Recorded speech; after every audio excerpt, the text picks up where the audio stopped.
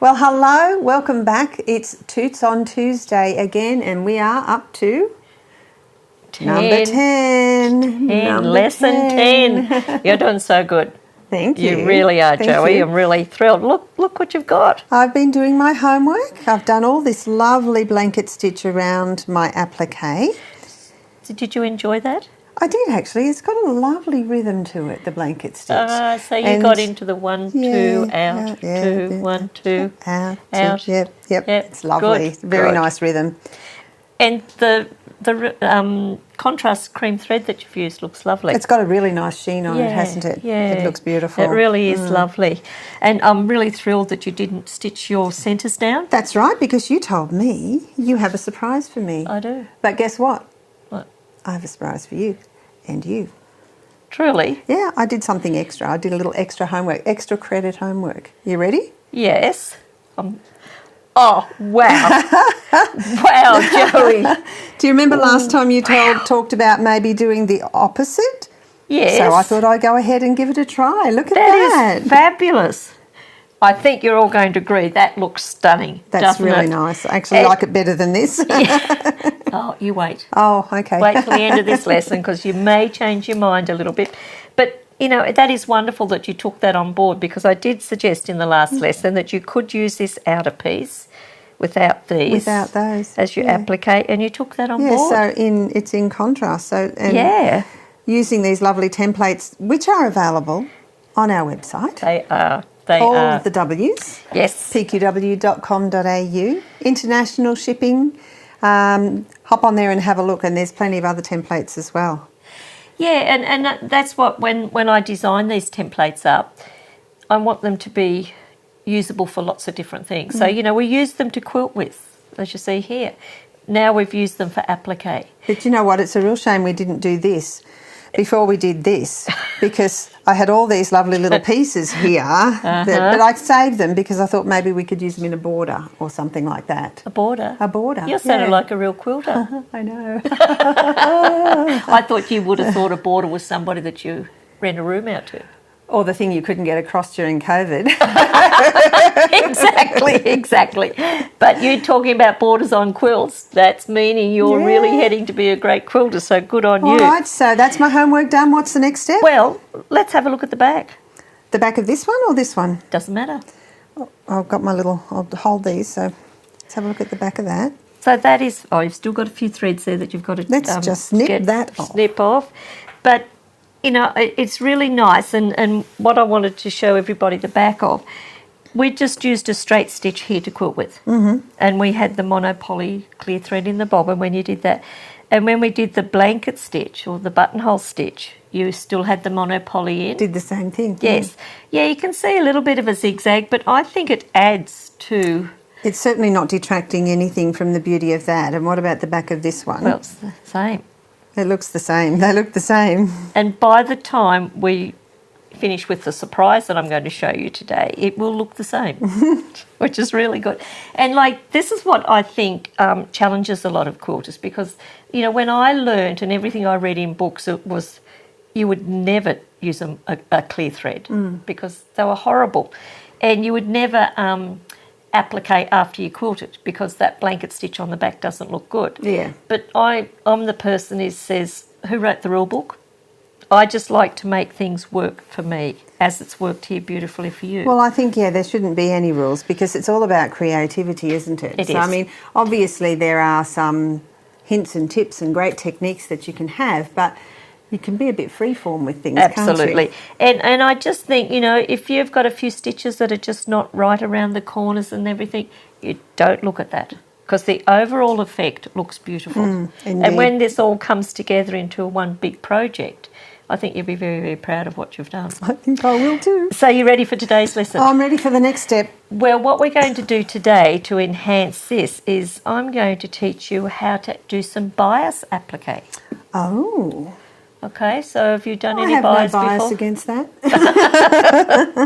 I have used bias before for like necklines. So have you made your own or have you used pre-purchased bias? No, I don't like the pre-purchased bias because especially when you're making a dress or shirt or something like that. But I used your tools. Okay, good. Well, you know how to use them. But what I'm thinking is if we made some, let's say, 1/4 inch bias and added it around this outer edge where we've got this quilting line, I think that will bring this block alive. I think it will too, and it will make it look...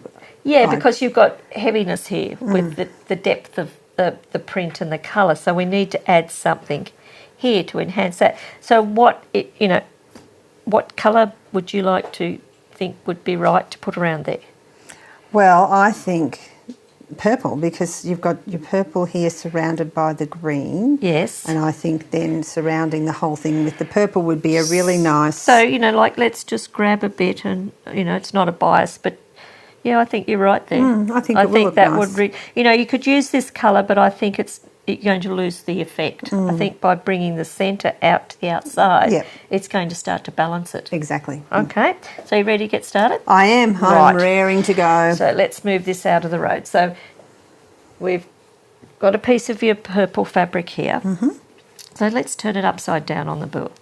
Now, one of the things with bias is I love using bias. I really love using it to enhance different designs and for all sorts of reasons.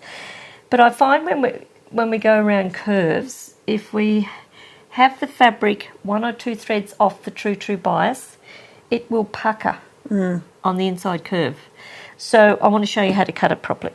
Excellent. So lay your fabric out on your cutting board, and now I'll introduce you to my bias sasha ruler. I designed this specially for doing bias because see all the different 45-degree angles on here? Yes, I can. They're all even.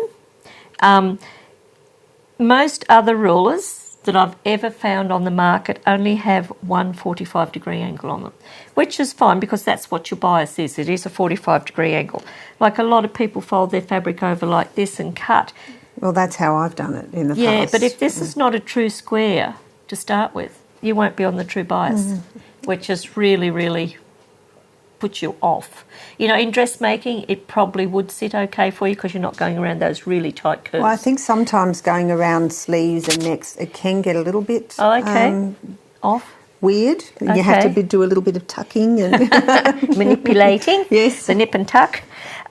So using this ruler, we're going to be able to put one of these 45-degree angles on one edge and another 45-degree angle on the other edge.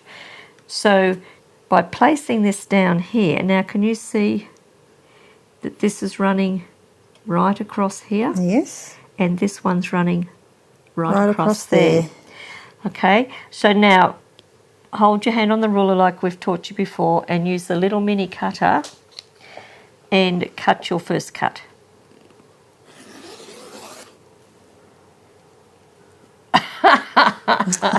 Oh no!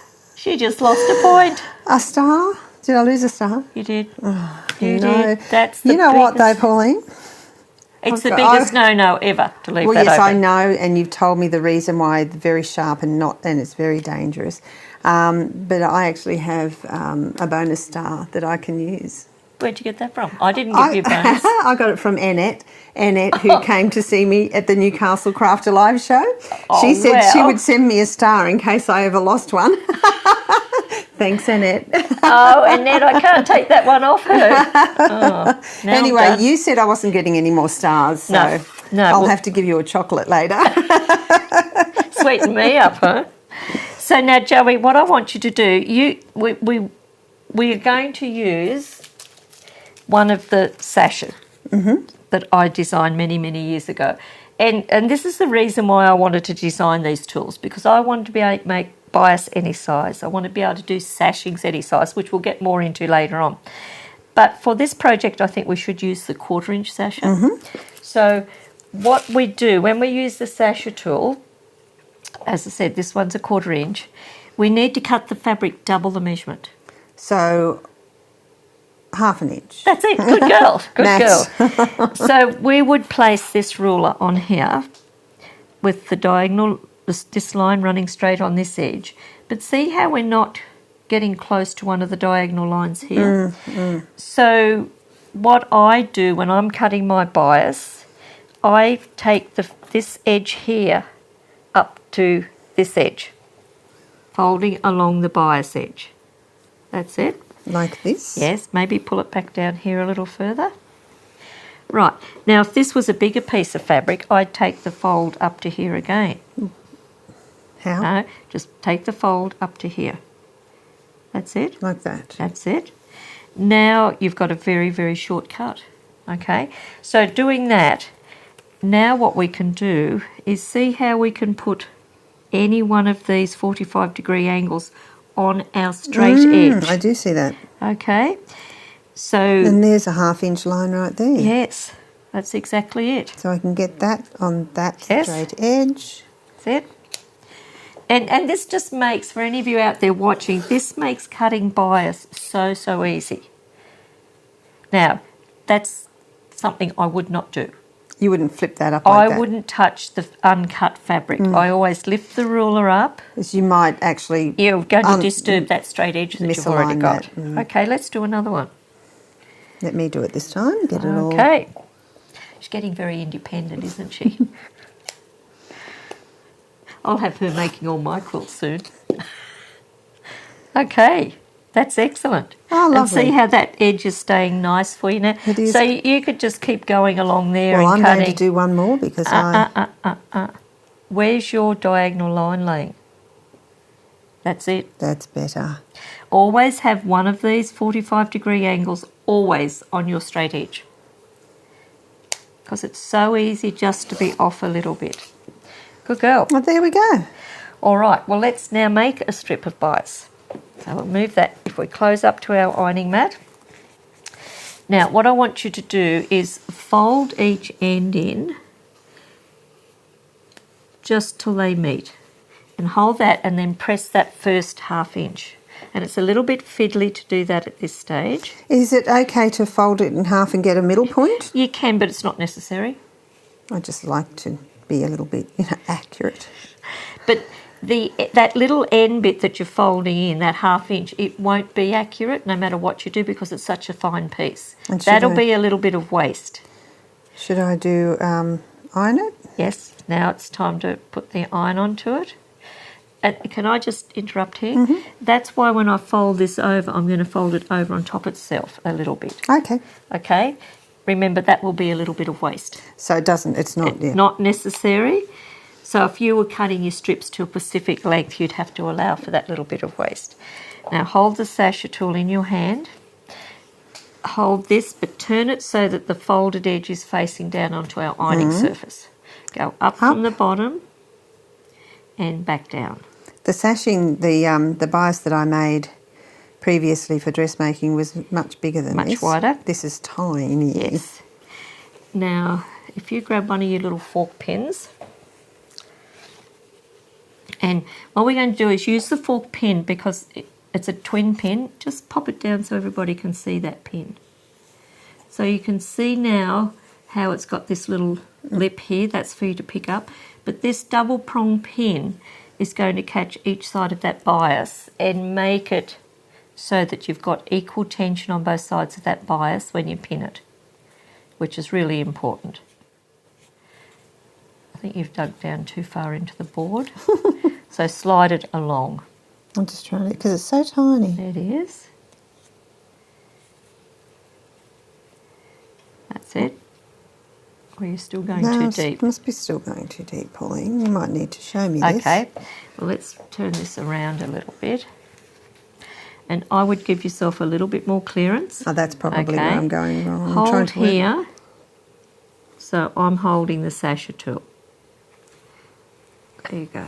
Ah, look at that. Okay, so I kind of like to bury the pin in a bit so that the iron doesn't get caught on. Now I want you to hold this. See how I've got my fingers underneath there? Just straight? Yeah, just straight, but you don't want to put any tension on this because remember it's on the bias. Now this curve here is designed to fit the side of any iron.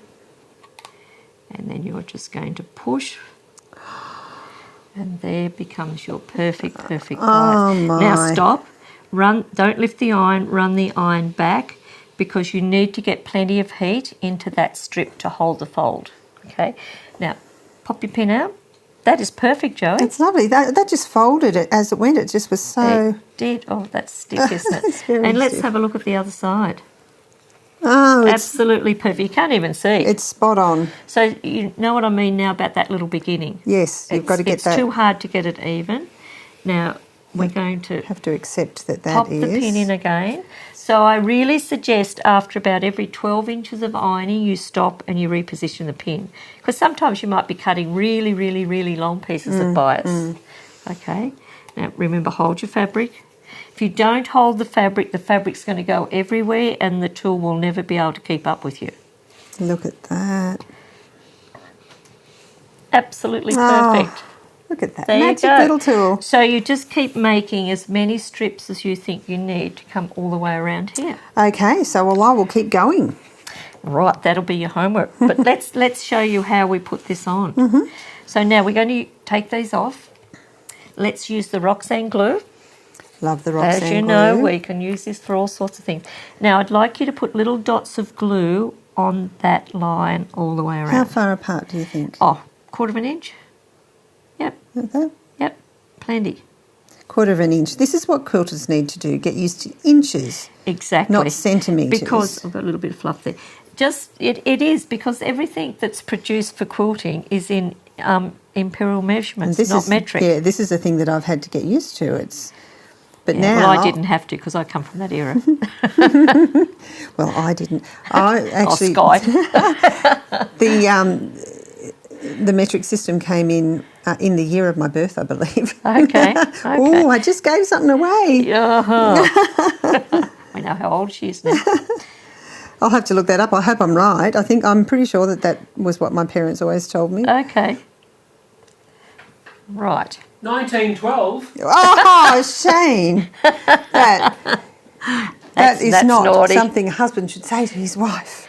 That's exactly true. So now I just nipped the end off it. Now, if you would like to pass me the iron, I just want to get you started here. So we want this little tail to go down inside that. The same as these Yes, pieces exactly. of applique have. So that now I just have to get it on the right angle. The right angle for you. Yes. So now all we do is with the iron, run the iron around. This is why that place. Roxanne glue basted is so good. It is, it's fabulous. So now I want you to keep going, and it's good because this piece is not long enough to get all the way around. Oh, so we're going to have a little bit of a... So now around that curve, just don't stretch it. You just need to have it so it sits nicely around there. And then we're running out. Oh, look, You're off. So now you peel it off. the beauty of the Roxanne. Now you see that's absorbed the glue, so you'll have to put little dots. And this is really good, this is happening because it shows everybody out there that things can be fixed when you're using the Roxanne glue instead of using the fusible web on the back of your bias. Like we talked about the fusible web yesterday that you can use for your appliques.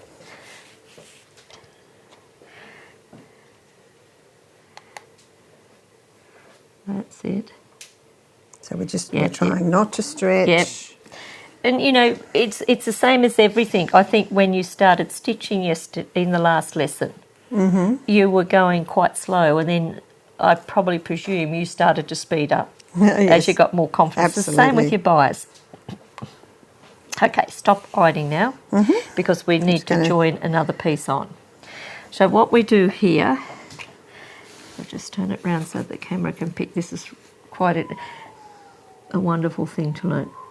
We're going to snip this off. Okay. Now, we don't want to span that out any. We've got to be really careful that we don't iron this and it gets wider than what it should be. Can I just have the glue back again, please? So we're going to put a little bit of glue underneath here just to make that sit there nicely. Okay. Have we got the awl? Okay. So the awl can be used to just tuck this in so it's nice and we haven't shifted the width of it. So now we've got another piece here. We'll just neaten the end off. Now what we're going to do is we're going to we've got the bias the wrong side up to you. we're going to put a little bit of glue just on that edge. Now we're going to use our awl. We're going to turn that back on a 45-degree angle. And you notice I'm getting glue on the block. Don't worry about that because it washes out. So see how I've got that 45-degree angle there now? That. So now we pick this up and we put it exactly on top of there. And we need a bit of glue there. I think there's enough glue there of where I put the glue to fold it back. Now you're ready to keep going. So we've got a little tail hanging out there. That little tail will not be removed until after we stitch the bias down. Oh, okay. Because I find if we cut it off now, it could fray out. So we need to stitch it down first, really close. And I can see it's moved off a bit. So we have to now just fiddle with that to get it exactly right. And this is where the awl becomes very, very handy. Oh, it's wonderful. Okay, so I can see there's just a little bit of a dispute. A dispute. Or discrepancy there. Dispute. I'll have a dispute with you. Oh, yeah, you will. So once we trim this off, that'll be a perfect joint. That's lovely. Okay, so now we can nip this off. I can see already how this is going to be so nice. And see how that's starting to enhance that? That's beautiful. Okay, don't worry about these, as I said. We'll stitch first. We're going to stitch past here. That's going to seal that up nicely, and then we can snip that off. You'll just use your really nice sharp pointed scissors, and we'll snip that right off.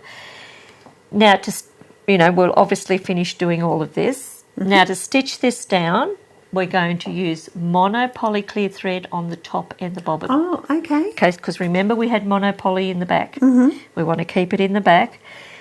We're going to use it on the top because to find a purple thread or a mauve thread to match that exactly is probably going to be too hard in your little collection.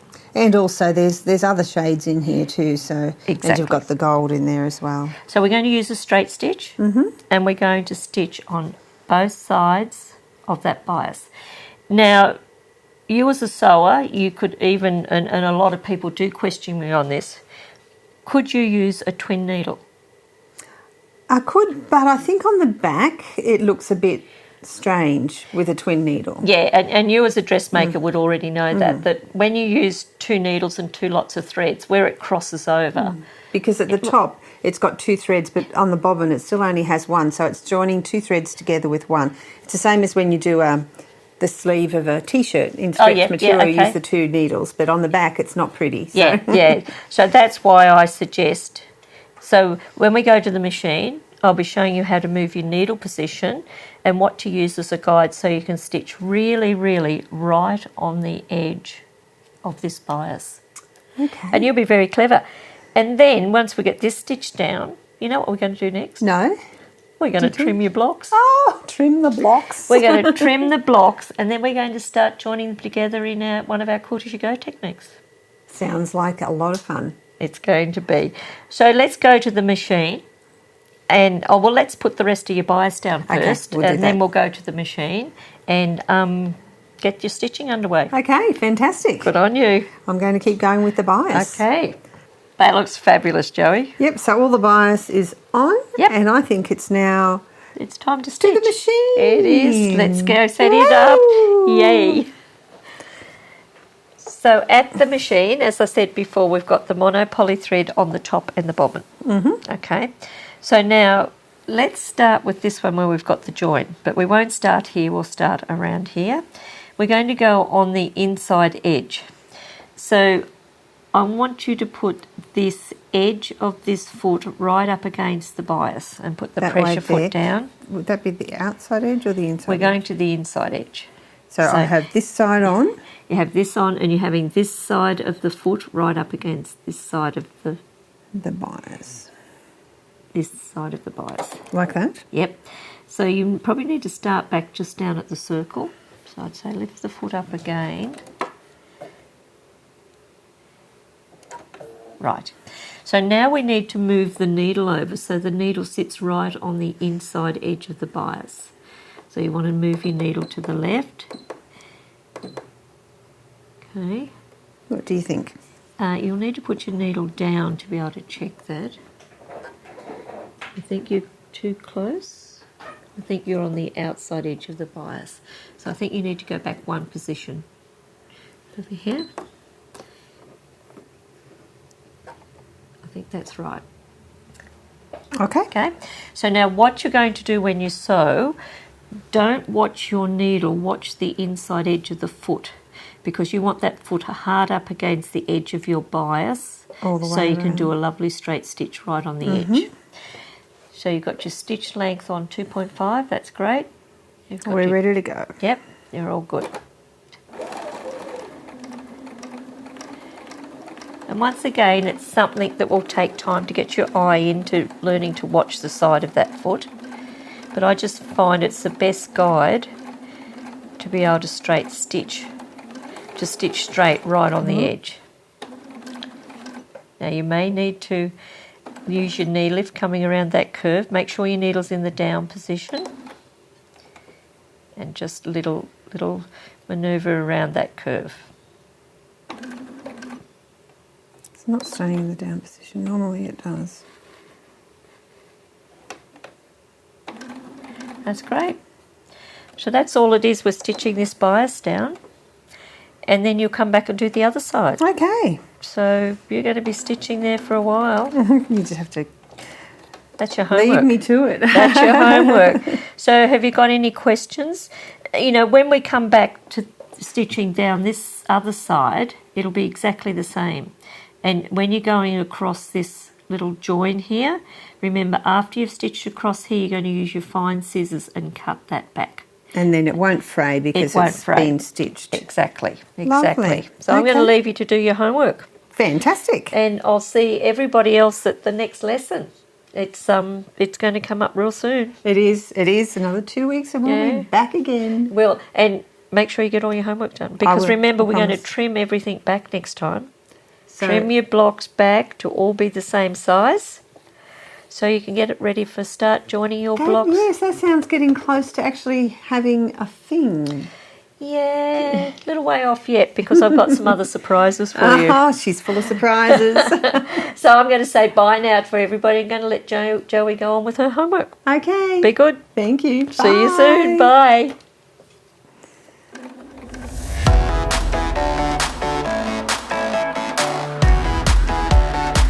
Where's Cameron? Grab. Come on. Come on. Come on.